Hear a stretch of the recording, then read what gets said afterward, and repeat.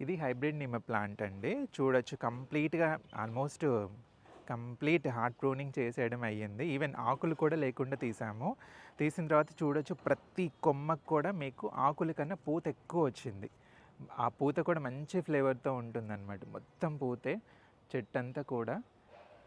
ఏంటంటే ఒక చిన్న టెక్నిక్ ఇది రాబోయేది సమ్మర్ సీజన్ కాబట్టి ఇది హైబ్రిడ్. దీంట్లో సీడ్ అనేది ఉండదు. జ్యూస్ ఎక్కువ ఉంటుంది. మీరు ఎప్పుడైనా సిట్రస్ వాటికి ఇప్పుడు మీరు సమ్మర్ స్టార్ట్ అయ్యే ముందు కనుక ఇలా కంప్లీట్ హార్ట్ ప్రూనింగ్ చేసేసుకున్నారు అని అంటే వచ్చిన ప్రతి చిగురుకు కూడా ఆకుల కన్నా పూత అనేది ఎక్కువ వస్తుంది. ఈ పూత నిలబడాలి అంటే calcium, phosphorus, nitrogen rich fertilizer మీరు ఇవ్వండి. అప్పుడు చెట్టు మొత్తం కూడా మీకు ఎక్కడ కూడా ఆకుల కన్నా పూత ఎక్కువ కనిపిస్తూ ఉంటుంది మంచి ఫ్లేవర్ తోటి. మీరు seaweed granules, bone meal and Epsom salt ఇచ్చారంటే పూతకు అనేది రాలిపోదు.